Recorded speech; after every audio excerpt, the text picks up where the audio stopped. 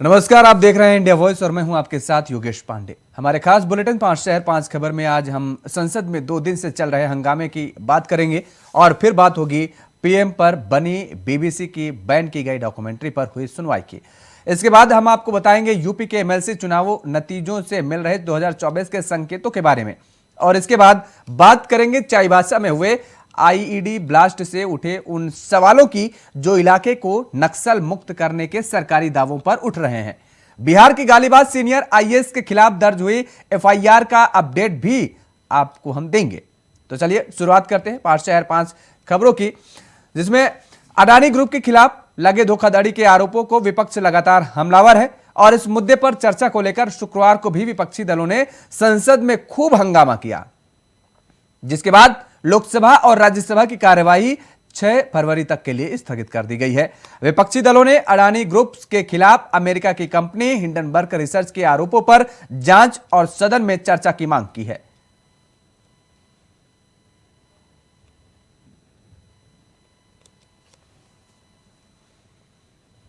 तो दोनों सदनों की कार्यवाही को स्थगित कर दिया गया है। आपको बता दें कि अडानी को लेकर संसद में हंगामा देखने को मिला है और इस बीच अब दोनों सदनों की कार्यवाही को स्थगित कर दिया गया है। विपक्ष ने अडानी के मामले पर हंगामा किया और इसी खबर पर ज्यादा जानकारी के साथ हमारे सहयोगी राहुल शर्मा हमारे साथ सीधे न्यूज रूम से लाइव जुड़े हुए हैं। राहुल, जिस तरीके से अडानी को लेकर के अब सदन के अंदर भी हंगामा बरपता नजर आया है अडानी मामले पर, अब सदन की कार्यवाही को स्थगित कर दिया गया है, क्या कुछ और जानकारी और अपडेट है आपके पास? योगेश, इस पूरे मामले में सबसे पहले तो मैं आपको एक बड़ा अपडेट दे दूं कि 17 जनवरी को जहां अडानी ग्रुप की संपत्ति 10 लाख 3 करोड़ रुपए थी, वो महज कुछ दिन में 3 फरवरी को यानी आज की तारीख तक घटकर 5.4 लाख करोड़ रह गई है।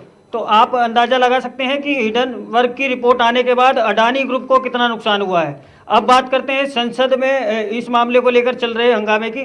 तो संसद में 2 दिन से लगातार हंगामा हो रहा है। कल की अगर हम बात करें, कल भी पहले 11 बजे जैसे ही संसद की कार्रवाई शुरू हुई तभी हंगामा शुरू हो गया। दोनों सदनों की कार्रवाई को पहले 2 बजे तक के लिए स्थगित करना पड़ा।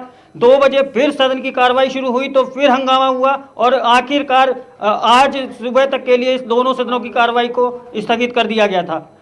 ठीक कल की तरह आज भी जैसे ही दोनों सदनों में कार्रवाई शुरू हुई, दोनों सदनों में विपक्ष ने जमकर हंगामा किया और उस हंगामे के चलते पहले लोकसभा और फिर राज्यसभा दोनों की कार्रवाई को सोमवार तक के लिए स्थगित कर दिया गया है।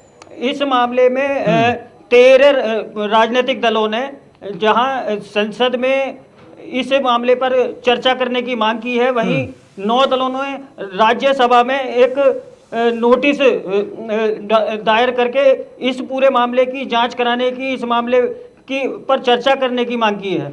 इसके अलावा अगर हम बात करें कांग्रेस अध्यक्ष खड़गे की, तो खड़गे ने इस मामले में स्पेशली कहा है कि ना से या तो इस पूरे मामले की जांच संसद की एक कमेटी बनाकर कराई जाए या फिर सुप्रीम कोर्ट की एक कमेटी गठित हो जजों की जो इस पूरे मामले की जांच करें।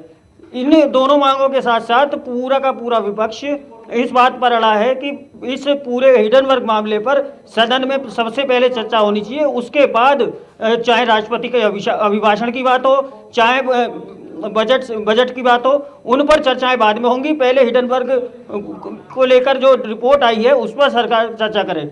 और अगर सरकार के रवैये की बात करें तो चाहे लोकसभा हो चाहे राज्यसभा हो, दोनों ही जगह पर जो उसके प्रभारी हैं सदनों के, वो इस मांग को मानने को कतई तैयार नहीं है और यही वजह है कि 2 दिन से संसद में किसी तरह की कोई कार्रवाई नहीं हो पाई। योगेश, बिल्कुल, बहुत बहुत शुक्रिया तमाम सारी जानकारी देने के लिए। राहुल शर्मा हमारे साथ जुड़े हुए थे, जिन्होंने बताया किस तरीके से सदन के अंदर हंगामा देखने को मिला और उसके बाद अब सदन की कार्यवाही को स्थगित कर दिया गया है। उधर 2002 गुजरात दंगों पर बनी बीबीसी की डॉक्यूमेंट्री पर रोक के मामले पर सुप्रीम कोर्ट ने केंद्र सरकार को नोटिस जारी किया है। कोर्ट ने सरकार से डॉक्यूमेंट्री के बारे में किए गए ट्वीट हटाने को लेकर जारी आदेश की फाइल भी मांगी है। अप्रैल के महीने में मामले पर अगली सुनवाई होगी। बता दें कि जस्टिस संजीव खन्ना और एम सुंदरेश की बेंच के सामने 2 याचिकाएं सुनवाई के लिए लगी थी। पहली याचिका वरिष्ठ पत्रकार एन राम, तृणमूल कांग्रेस सांसद महुआ मोइत्रा और वकील प्रशांत भूषण की थी। इसमें documentary India the Modi question पर लगी रोक का विरोध किया गया है और इसके साथ ही याचिकाकर्ताओं की तरफ से इसके बारे में किए गए ट्वीट को ट्विटर से हटाए जाने का मामला भी उठाया गया है। दूसरी याचिका वकील ML शर्मा की थी। BBC डॉक्यूमेंट्री पर बैन हटाने की मांग की गई है। सुप्रीम कोर्ट ने केंद्र को नोटिस जारी किया है। और इसी खबर पर ज्यादा जानकारी के साथ हमारे संवाददाता नितिन चौधरी हमारे साथ सीधे लाइव बने हुए हैं। नितिन, BBC डॉक्यूमेंट्री पर अब एक और नया मोड़ सामने आया है। बैन हटाने की मांग की गई है और सुप्रीम कोर्ट ने केंद्र सरकार को नोटिस भी जारी किया है। जी देखिए योगेश, बिल्कुल 2022 के गुजरात दंगे पे जो है BBC डॉक्यूमेंट्री बैन के खिलाफ जो है याचिका पे जो है आज सुनवाई की गई थी, जिस पे जो है उस दौरान सुप्रीम कोर्ट ने नोटिस जारी कर सरकार से जवाब मांगा और कहा जा रहा है कि इस तरीके केंद्र मामले में जो 3 महीने में जवाब देने का इस मामले की बात कही जा रही थी। अगली सुनवाई जो होगी इसकी जो है अप्रैल में होगी। साथ ये भी कहा जा रहा है जिस तरीके से BBC डॉक्यूमेंट्री पे जो है 2022 के दंगों को लेकर ये बनाई गई थी, तो इस पर जो जवाब दिए जाए। लेकिन उसकी बात की जाए सुप्रीम कोर्ट के जस्टिस संजीव खन्ना और MS जो स्वदेश के बेंच ने इस पे जो है बातचीत की गई थी, तो उसी के बाद में जो है ML शर्मा की याचिकाओं पे इस दौरान जो है सुनवाई की गई है। बिल्कुल, सुनवाई के दौरान क्या कुछ दलीलें रखी गई दोनों पक्षों की तरफ से? जी देखिए, बिल्कुल इस दौरान याचिकाकर्ताओं के वकील COC ने इस मामले पर जहां सार्वजनिक डोमेन और आदेश दिया और आपातकालीन शक्तियों को लेकर इस पर जो है इस्तेमाल किया गया है, तो ट्वीट ब्लॉक भी किया गया है, तो इसको देखते हुए यहाँ पर जो ये बातें रखी गई थी। लेकिन जिस तरीके से डॉक्यूमेंट्री पर जो 2022 के दंगों को लेकर ये बनाई गई थी, जहाँ पर लोग जो है अलग अलग जगह पर प्रदर्शन कर रहे थे। बात की जाए दिल्ली की, तो दिल्ली में अलग अलग जगहों पर इसे प्रदर्शन किया जा रहा था, क्योंकि BBC जो डॉक्यूमेंट्री बनाई है 2022 के दंगों को देखते हुए बनाई गई, तो इस पर जो दलील याचिका जो की गई है, तो उस पर जो केंद्र सरकार से इस पर जवाब भी मांगा गया था। बिल्कुल, सरकार को 3 हफ्तों का समय दिया गया है और 3 हफ्तों के अंदर जवाब मांगा गया है। नितिन, देखिए बिल्कुल जिस तरीके से सरकार से जो जवाब मांगा है, तो सुप्रीम कोर्ट ने कहा है कि 3 हफ्ते में जवाब दिया जाएगा और इसके जवाब याचिकाकर्ताओं पे कहा गया कि इसके जज वकील हैं उससे भी बातचीत की गई, तो उससे कहा गया कि 3 हफ्ते के अंदर जो जवाब दे केंद्र सरकार। लेकिन अब देखना होगा कि केंद्र सरकार 3 हफ्ते के अंदर जो जवाब है BBC डॉक्यूमेंट्री पे देगी और साथ ही उसी को देखते हुए अप्रैल तक इसका जो पूरी तरीके से याचिकाकर्ता की अप्रैल में इसकी जो सुनवाई है वो की जाएगी। अप्रैल में सुनवाई करने की बात कही गई है। लेकिन जिस तरीके से इस डॉक्यूमेंट्री को बैन किया गया है और उसमें कहा गया है कि दरअसल सही तथ्य को दर्शाया नहीं गया है, अब ये कहा जा रहा है कि दरअसल इस डॉक्यूमेंट्री पर जो बैन लगा है उसको बैन को हटाया जाए। ऐसे में क्या माना जाए कि एक बार फिर से सियासी पारा चढ़ सकता है? तरीके से 2022 के इस दंगों की बात की जाए, तो इसमें 2022 के दंगों की बात की जा रही BBC डॉक्यूमेंट्री को देखते हुए, तो जो सियासी पारा है वो काफ़ी चढ़ता हुआ नजर आया। चाहे अलग अलग पार्टी के कार्यकर्ता हैं वो धरना प्रदर्शन कर रहे हैं, इसको देखते हुए इसको जो बैन किया जाए, इस पर जो है पूरी तरीके से रोक लगाई जाए, तो उसी को देखते हुए जो सियासी पारा है वो काफ़ी तेज़ी से जो है चढ़ता हुआ नजर भी आ गया। क्योंकि 3 हफ्ते पर जो जवाब मांगा है सुप्रीम कोर्ट ने कि 3 हफ्ते में केंद्र सरकार इस चीज़ पर जवाब दे, और जिस तरीके की जो है सुनवाई की जा रही है, तो उसी को पूरी तरीके से जो सियासी पारा है वो काफ़ी चढ़ता हुआ नजर आ रहा है। बहुत बहुत शुक्रिया तमाम सारी जानकारी देने के लिए नितिन, हमारे साथ जुड़े हुए थे, जिन्होंने बताया किस तरीके से अब एक बार फिर से इस BBC की द्वारा बनाई गई डॉक्यूमेंट्री को लेकर के सियासी पारा चढ़ता नजर आ रहा है। और सियासी पारा का अगर हम जिक्र करें तो यूपी में खासतौर पर सियासी पारा इस दौरान हाई देखने को मिल रहा है, क्योंकि MLC चुनाव में सभी 5 सीटों पर शुक्रवार की सुबह काउंटिंग पूरी हो गई है। इस चुनाव में बीजेपी को एक बार फिर बड़ी सफलता मिली है। बीजेपी ने 5 में से 4 सीटों पर जीत दर्ज की है, वहीं 1 सीट पर निर्दलीय उम्मीदवार ने जीत दर्ज की है। दूसरी तरफ समाजवादी पार्टी को 5 ही सीटों पर हार का सामना करना पड़ा है। और बीजेपी ने MLC चुनाव में बरेली मुरादाबाद खंड स्नातक सीट, गोरखपुर फैजाबाद स्नातक सीट, कानपुर उन्नाव स्नातक खंड और झांसी इलाहाबाद शिक्षक खंड सीट पर जीत दर्ज की है, जबकि कानपुर शिक्षक खंड की सीट पर निर्दलीय प्रत्याशी ने जीत दर्ज की है। CM योगी और डिप्टी CM ने ट्वीट के जरिए सभी जीते हुए प्रत्याशियों को बधाई दी है। और इसी खबर पर ज्यादा जानकारी के साथ हमारे संवाददाता प्रियम पाठक हमारे साथ सीधे लाइव जुड़े हुए हैं। प्रियम, यूपी MLC चुनावों में भारतीय जनता पार्टी की एक धाक तो देखने को मिली है, लेकिन समाजवादी पार्टी को बड़ा झटका लगा है। बिल्कुल कह सकते हैं एक बड़ा झटके के तौर पर ये चुनाव समाजवादी पार्टी के लिए रहा है। 5 सीट पर अगर आप बात करें तो जमकर मेहनत समाजवादी पार्टी की तरफ से की गई थी और चुनाव के नतीजे आने के पहले तक 5 सीटें जीतने का दावा जो है समाजवादी पार्टी की तरफ से भी किया जा रहा था। लेकिन जिस तरीके से नतीजे सामने निकल के आए वो काफ़ी कह सकते हैं समाजवादी पार्टी के लिए निराशाजनक हैं। 5 की 5 सीटें समाजवादी पार्टी जो है वो हारी है। साफ तौर पर सीधा मुकाबला जो था इन सीटों पर समाजवादी पार्टी और बीजेपी को देखने के मिल रहा था दोनों के बीच में, लेकिन जो चुनावी नतीजे आए हैं वो कह सकते हैं पूरी तरीके से समाजवादी पार्टी के विपक्ष में है और भारतीय जनता पार्टी के पक्ष में आए हैं। 5 में से 4 सीटों पर भारतीय जनता पार्टी ने अपने प्रत्याशी को जीत दिलाने में कामयाबी हासिल करी है, जबकि एक निर्दलीय प्रत्याशी की जीत हुई है। अभी तक विधान परिषद की बात करें तो उत्तर प्रदेश की विधान परिषद में 100 सीटें हैं, 81 सीट अभी तक जो थी वो बीजेपी के पास थी और 4 ये सीटें जो जीतने के बाद अब जो बहुमत है बीजेपी के पास वो 85 सदस्यों का हो चुका है। जबकि वही दूसरी और विपक्ष में समाजवादी पार्टी है, उसे अपने विपक्ष की भूमिका में बने रहने के लिए 10 सदस्यों की आवश्यकता थी। अभी तक मौजूदा वक्त में 9 ही सदस्य जो है वो समाजवादी पार्टी के विधान परिषद में बचे हुए हैं। अब ऐसे में एक प्रत्याशी इसमें से जीतना काफी अहम था समाजवादी पार्टी के लिए, और अगर वो जीतता तब जाके समाजवादी पार्टी मुख्य विपक्षी दल के तौर पर जो है वो विधान परिषद में बैठ पाती, लेकिन वो भी नहीं हो पाया। तो कह सकते हैं कहीं ना कहीं एक बड़ी हार समाजवादी पार्टी के लिए ये रही है, जब 5 की 5 सीटें जो है वो समाजवादी पार्टी ने लूज करी हैं इसमें। और कहीं ना कहीं अब हार के बाद में जिस तरीके से बयान भी देखने को मिले हैं, समाजवादी पार्टी साफ तौर पर कह रही है कि बीजेपी ने षड्यंत्र करके ये चीज जो सीटें हैं वो जीती हैं, सरकारी मशीनरी का गलत उपयोग किया है और ये केवल इस चुनाव में नहीं किया गया, इससे पहले भी किया गया है। जबकि दूसरी ओर बीजेपी का दावा है कि जो लोग हैं वो बीजेपी के कार्यों से प्रभावित हैं, जिस तरीके से योगी सरकार कार्य कर रही है उससे प्रभावित है। और इसीलिए अगर आप देखें तो चाहे जो चुनाव हो उसमें भारतीय जनता पार्टी के पक्ष में माहौल बन रहा है, भारतीय जनता पार्टी के पक्ष में जो परिणाम है वो निकलकर सामने आए हैं। और कहीं ना कहीं इसी को देखते हुए कह सकते हैं साफ तौर पर अब देखना होगा आगे आने वाले समय में समाजवादी पार्टी की क्या कुछ रणनीतियां रहेंगी, किस तरीके से वो काम करेगी इन आने वाले चुनावों को लेकर। लेकिन फिलहाल कह सकते हैं कि समाजवादी पार्टी के लिए एक बड़ी हार के तौर पर ये चुनाव रहा है। प्रियम, लेकिन एमएलसी के हुए चुनाव के आए नतीजों के बाद अब जिस तरीके से जो आंकड़े बता रहे हैं कि समाजवादी पार्टी का खाता तक नहीं खुला, भारतीय जनता पार्टी को 4 सीटें मिली, जबकि 1 सीट पर निर्दलीय ने कब्जा जमा लिया है। आने वाले समय में आने वाले चुनावों को लेकर के किस तरीके से अब इन नतीजों को देखा जाए?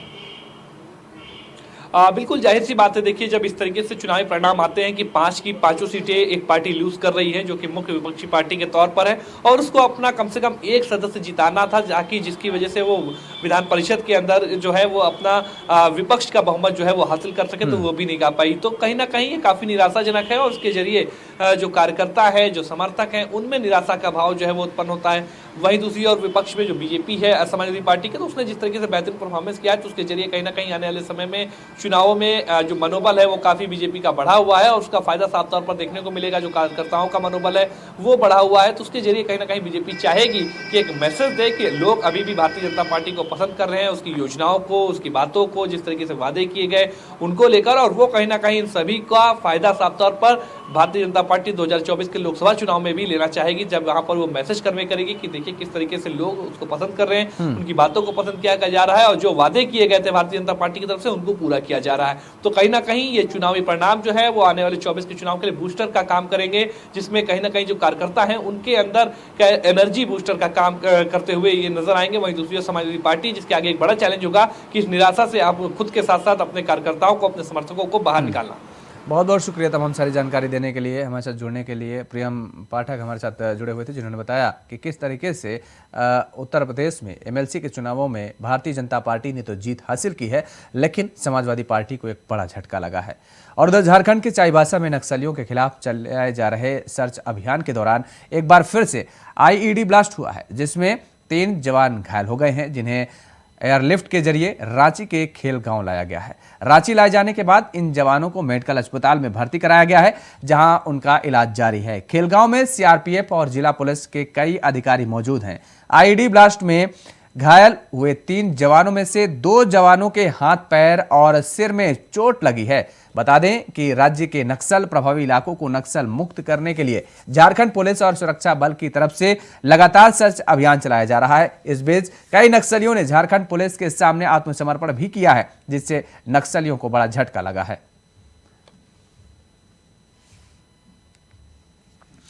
और इसी खबर पर ज्यादा जानकारी के साथ हमारे संवाददाता राकेश कुमार झारखंड से सीधे लाइव जुड़े हुए हैं। राकेश, चाईबासा में एक बार फिर से आईईडी ब्लास्ट हुआ है। नक्सलियों की तरफ से की जा रही है और अंजाम देने की कोशिश की जा रही है यहाँ पे। और सबसे अहम बात कही जा सकती है कि इस बारे में बार बार चर्चा हो रही है कि राज्य से नक्सलियों का खात्मा किया जा रहा है, चाहे वो सरेंडर पॉलिसी के माध्यम से या फिर सुरक्षा बल के जवानों की तरफ से बने दबाव के कारण। लेकिन जिस तरीके से बार बार आईईडी ब्लास्ट हो रहा है और चाईबासा इलाके से जो घटनाएं बार बार हो रही हैं, वो कहीं ना कहीं एक बार फिर से लोगों को सकते में डाल रही है, सरकार को और साथ साथ सुरक्षा बल के जवानों को। क्योंकि कई घटनाएं हो चुकी हैं, पिछले 1 महीने की बात की जाए तो 3 से 4 घटनाएं ऐसी ही हो चुकी हैं जिसमें आईईडी ब्लास्ट हुआ है और उसमें कई जवान घायल हुए हैं। तो ऐसे में साफ तौर पे कहा जा सकता है कि नक्सली जरूर अपने आप को दबा रखे हैं, लेकिन उनकी उपस्थिति बार बार देखने को मिल रही है और हो सकता है कि आने वाले समय में फिर से एक बार सरकार को और सुरक्षा बल के जवानों को सोचना होगा कि आखिर नक्सलियों का खात्मा कैसे किया जा सकता है। राकेश, 3 जवान घायल हुए हैं, 2 को एयरलिफ्ट किया गया बताया जा रहा है। उन 2 जवानों की क्या कुछ स्थिति बनी हुई है फिलहाल? देखिए, रांची के अस्पताल में भर्ती कराया गया है, उनका इलाज चल रहा है। हालांकि खतरे से बाहर तीनों बताए जा रहे हैं और उसमें जिन जवानों को चोट लगी है उन्हें अब अस्पताल में रखा जाने के बाद से कोशिश की जा रही है कि अब उनका बेहतर इलाज में कोई कोताही नहीं बरती जाए। और साफ तौर पे कहा जा रहा है कि पहले भी जिस तरीके से घटनाएं घटी हैं, खास करके आईईडी ब्लास्ट के माध्यम से, उसमें जो जवान घायल हुए थे उनका प्रॉपर तरीके से इलाज कराने की कोशिश की गई थी। तो कहीं ना कहीं सरकार और प्रशासन की तरफ से पूरी तैयारी जरूर की जा रही है, लेकिन नक्सलियों ने जिस तरीके से इन सारी चीजों को सामने रखकर घटनाओं को अंजाम देने की कोशिश की है, उससे कई दावे फेल भी होते नजर आ रहे हैं। राकेश, लेकिन सरकार तो ये दावे लगातार कर रही है कि दरअसल नक्सलियों का खात्मा किया जा रहा है, नक्सलवाद खत्म होता नजर आ रहा है। और हाल ही में एक सूची जो सरकार की तरफ से वेबसाइट पर डाली गई, उसमें भी कहीं ना कहीं नक्सलियों की जो संख्या थी वो एक बड़ी संख्या में कमी उनमें देखने को मिली है, जो उन्होंने सूची जारी की है। देखिए, इस तरह की चर्चा और दावे तो होते रहे। अभी आपने देखा होगा कि बूढ़ा पहाड़ जो कि नक्सलियों का गढ़ माना जाता था, नक्सलियों के लिए पनाहगार माना जाता था, वहां कम से कम कहा जा सकता है कि राज्य गठन के बाद से ना तो पुलिस पहुंच पाई थी और ना ही कोई सुरक्षा कर्मी पहुंच पाए थे। ऐसे में मुख्यमंत्री वहां पहुंचे थे और पहाड़ के ऊपर जाकर आम लोगों को कई योजनाओं के साथ जोड़ने की कोशिश की है। तो ये जरूर पहल की जा रही है सरकार की तरफ से, लेकिन अभी भी कहा जा सकता है कि नक्सली बार बार अपनी उपस्थिति दर्ज करा रहे हैं और छोटी छोटी घटनाओं को अंजाम देकर इस बात के संकेत दे रहे हैं कि उनका खात्मा नहीं हुआ है। जी बिल्कुल, लेकिन अब जिस तरीके से ये बड़ी घटना घटी है, इसके बाद एजेंसी की तरफ से या सरकार की तरफ से क्या कुछ एक्शन या बड़ा कदम उठाया जा रहा है? देखिए, कल की बात की जाए, कल दुमका में जेएमएम का स्थापना दिवस था। वहां भी मुख्यमंत्री ने इस बात का दावा किया है कि राज्य में नक्सलियों का खात्मा किया जा रहा है। इस दिशा में बूढ़ा पहाड़ को खाली करा लिया गया है और बाकी जगहों से भी नक्सलियों का खात्मा कराने की दिशा में ठोस पहल की जाएगी। और साथ साथ ये भी आह्वान किया जा रहा है, खास करके पुलिस की तरफ से, कि नक्सली या तो सरेंडर करें या नहीं तो सुरक्षा कर्मी उन्हें मार गिराने में सक्षम है। तो अभी फिलहाल ये कहा जा रहा है कि सरकार और सुरक्षा कर्मी की पहल है कि जल्दी से जल्दी राज्य को नक्सलियों से निजात दिलाई जाए, जिससे विकास की योजनाओं को लेकर राज्य को आगे बढ़ाया जा सके। बिल्कुल, बहुत बहुत शुक्रिया तमाम सारी जानकारी देने के लिए। राकेश कुमार हमारे साथ जुड़े हुए थे, हमारे संवाददाता सीधे रांची से, जिन्होंने बताया किस तरीके से सरकार की तरफ से ठोस कदम उठाए जाने की बात कही जा रही है और ठोस कदम उठाए जा रहे हैं। और ये बड़ी समस्या है, बड़ी चुनौती भी है सरकार के लिए नक्सलवाद को लेकर के। और उधर बिहार के सीनियर आईएएस अधिकारी के पाठक का एक वीडियो गाली देते हुए सोशल मीडिया पर वायरल हो रहा है। इस मामले को लेकर अब बिहार में बयानबाजी भी शुरू हो गई है। वहीं बिहार लोक प्रशासन और ग्रामीण विकास संस्थान के संकाय सदस्य आर्य गौतम इस मामले को लेकर कहा है कि वरिष्ठ आईएएस अधिकारी के पाठक का जो वीडियो वायरल हो रहा है वह कुछ समय पहले का है। बिहार निबंधन सेवा के पदाधिकारियों के साथ के पाठक बैठक कर रहे थे और उसी बैठक का वीडियो वायरल हो रहा है।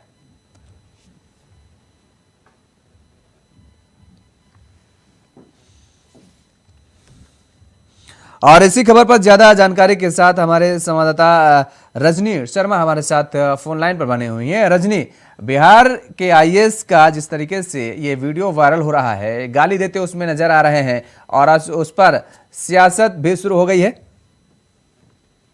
बिल्कुल, देखिए बताते चलूं कि जिस तरह से ये वीडियो वायरल हो रहा है और उसके बाद से आज मुख्यमंत्री ने संज्ञान लेते हुए कहा कि मुख्य सचिव स्तर पर इस पूरे मामले की जांच कराई जाएगी और ये मामला अगर सत्य पाया गया तो इस पे कार्रवाई भी की जाएगी। जिस तरह से लगातार बिहार में इसको लेकर सियासत गर्म थी कि मद्य निषेध विभाग के सचिव हैं के पाठक, उन्होंने जिस तरह से सिर्फ अपने बिहार राज्य यहाँ पे बीपीएससी रैंक के अधिकारी को ही नहीं बल्कि पूरे बिहार को भी, बिहार के लोगों को भी गाली दी थी और कहा था कि बिहार के लोगों में तमीज नहीं है, वो रेड लाइट चलने के बावजूद भी हॉर्न बजाते हैं। और जिस तरह के शब्दों का उपयोग किया था उन्होंने, वो काफी शर्मनाक था। और उसके बाद यहाँ पे बिहार राज्य प्रशासनिक सेवा संघ के लोगों ने कल से यहाँ आंदोलन शुरू कर दिया था। उन्होंने इसकी शिकायत दर्ज कराई थी पटना के सचिवालय थाना में और आज उन्होंने मौन व्रत रखा था और इसको लेकर मुख्यमंत्री ने संज्ञान लेते हुए पूरे मामले को की मुख्य सचिव स्तर पर जांच कराने का आदेश दे दिया गया। लेकिन सवाल यहाँ पर उठ रहा है कि बिहार लोक प्रशासन और ग्रामीण विकास संस्थान के संकाय के जो सदस्य आर्य गौतम है, वो कह रहे हैं कि दरअसल ये जो वीडियो है वो पुराना वीडियो है, कुछ समय पहले का वीडियो है। बिहार निबंधन सेवा के पदाधिकारियों के साथ के पाठक ये बैठक कर रहे थे, उस दौरान का ये वीडियो बताया जा रहा है। लेकिन पहले का वीडियो हो या अभी का वीडियो हो, ये बचाव क्यों इस तरीके की जब अभद्र भाषा का इस्तेमाल किया जा रहा है? तब देखिए, वीडियो आज का हो या वीडियो पहले का हो, हाँ। आईएएस अधिकारी इस तरह से अगर गालियां देता है, अगर आईएएस अधिकारी जिसे एक आदर्श माना जाता है, पूरे के पूरे देश में एक आदर्श माना जाता है, छात्रों द्वारा भी यूपीएससी रैंक के अधिकारियों को एक आदर्श माना जाता है। और वैसे अधिकारी अगर किसी मीटिंग में गाली देते हैं, वो आज गाली दे या 4 दिन पहले गाली दे, ये बहुत ही भद्दी टिप्पणी की है जिस तरह से वो गाली दे रहे हैं। और जो वीडियो वायरल हो रहा है उसको लेकर काफी शर्मनाक है ये। और अगर इसको लेकर सियासत गर्म हुई है तो कोई बहुत बड़ी बात नहीं है, क्योंकि जिस तरह से उन्होंने सिर्फ अधिकारी को नहीं, सिर्फ एडीएम को नहीं बल्कि पूरी बिहार को गालियों से नवाजा है। जिस तरह से पूरे बिहार को की ओर संकेत किया है कि केरल में देखिए किस तरह से लोग ट्रैफिक नियमों का पालन करते हैं और बिहार के लोगों को जिस तरह से उन्होंने टिप्पणी की है, ये काफी शर्मनाक बात है। बात आज की हो या बात पहले की हो, अगर कोई बचाव में उतरता है तो ये उसके लिए भी काफी निंदनीय है, क्योंकि इस तरह के अधिकारियों के बयानों को बहुत ही गौर करने वाली बात नहीं है। क्योंकि जिस तरह से आईएएस ने भद्दी टिप्पणी की है, उन्होंने खुद भी खेद प्रकट किया कि गलती से मेरे मुंह से निकल गया, लेकिन अगर गलती से भी निकला तो ये काफी शर्मनाक है। जी बिल्कुल, अगर कार्रवाई का जिक्र करें तो कार्रवाई की क्या कुछ बात या क्या कुछ अपडेट है? मैंने बताया कि मुख्यमंत्री ने खुद संज्ञान लिया है और थोड़ी देर पहले मुख्यमंत्री ने मीडिया से बात करते हुए कहा कि मैंने इस पूरे मामले को सुना, देखा और अब मैं अपने स्तर पे इस पर संज्ञान लेता हूं और मुख्य सचिव स्तर पर इसकी जांच की अनुशंसा करता हूं और मुख्य सचिव इस पर जांच करेंगे। अगर वाकई ये पूरा का पूरा मामला सच पाया गया तो इन पे कार्रवाई की जाएगी। बिल्कुल, कार्रवाई करने की बात कही जा रही है। इसके साथ ही बताया यह भी जा रहा है कि विपाट के माध्यम से आईएएस ने खेद भी प्रकट किया है क्या? बिल्कुल, देखिए उन्होंने खेद भी प्रकट किया, लेकिन बिहार जो प्रशासनिक सेवा अधिकारी के लोग उन्होंने मामले को थाना में शिकायत दर्ज कराई है और अब वो कह रहे हैं कि इस मामले पर वो एफआईआर करेंगे, वो आंदोलन शुरू करेंगे और आंदोलन की पहली शुरुआत उन्होंने कर भी दिया। आज उन्होंने मौन व्रत रखकर इस आंदोलन की शुरुआत की है। तो कहे कि बिहार राज्य प्रशासनिक सेवा संघ और यूपीएससी और बीपीएससी में बिल्कुल एक तरह से ठन गई है। लोग अब पूरी तरह से मूड में आ गए आंदोलन की कि किसी भी आईएएस अधिकारी को, बिहार राज्य प्रशासनिक सेवा संघ के अधिकारी को जलील करने की इजाजत नहीं देंगे वो, और इसको लेकर वो पूरी तरह से आंदोलनरत रहेंगे जब तक इन पर कार्रवाई नहीं कर दी जाती। चलिए, बहुत बहुत शुक्रिया तमाम सारी जानकारी देने के लिए। रजनी शर्मा हमारे साथ जुड़ी हुई थी, जिन्होंने बताया किस तरीके से अब ये वीडियो वायरल होने के बाद सियासत भी देखने को मिल रही है। 5 शहर 5 खबरों में फिलहाल इतना ही। खबरों के लिए आप बने रहिए इंडिया वॉइस के साथ। नमस्कार।